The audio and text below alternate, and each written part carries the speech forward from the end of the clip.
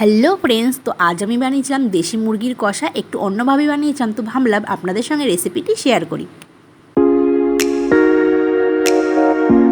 তো মাংসটা রান্না করার আগে প্রথমে আমি কিছু মশলা ভেজে নিয়েছিলাম। তো এখানে আমি গোটা জিরে, গোটা ধনে, গোটা গরম মশলা, তেজপাতা নিয়েছিলাম। কড়াইটাকে আমি হালকা গরম করে নেওয়ার পর এই মশলাগুলোকে ড্রাই রোস্ট করে নিয়েছিলাম, তারপরে ভালো করে এটাকে গুঁড়ো করে নিয়েছিলাম।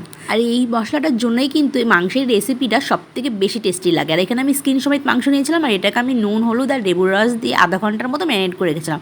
আর এখানে আমি নিয়েছি আদা, রসুন, পেঁয়াজ, টমেটো আর কাঁচা লঙ্কা, শুকনো লঙ্কা। এটাকে আমি ভালো করে তেলে হালকা ভেজে নিয়েছিলাম। দেখুন আমাদের এই যে ভাজা হয়ে গেছিলো, এবার এটাকে আমি মিক্সারে পেস্ট করে নিয়েছিলাম। এরপর আমি তেলে মাংসের জন্য আলু ভেজে নিয়েছিলাম। যেহেতু আমরা দুজন মানুষ, তাই 4 টুকরো আলু দিয়েছিলাম। তো এখানে আমি নিয়েছিলাম গোটা জিরে, গোটা গরম মশলা, তেজপাতা ফোড়নে দিয়ে দিয়েছি। তারপর দিয়েছিলাম পেঁয়াজ কুচি।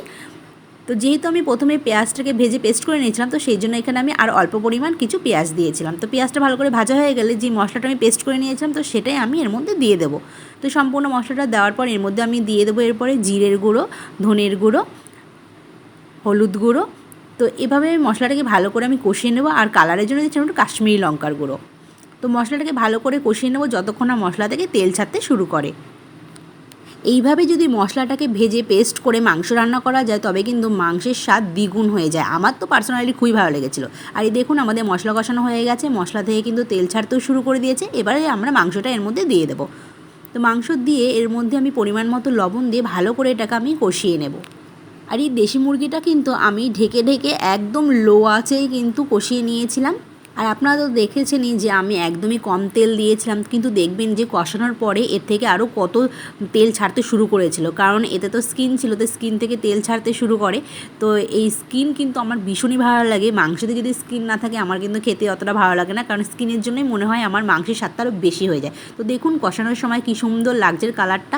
আর অরিজিনালি কিন্তু কালারটা আরও বেশি সুন্দর হয়েছিল, ক্যামেরায় তো এরকম লাগছে। আর দেখুন কী সুন্দর তেল ছেড়ে দিয়েছিল।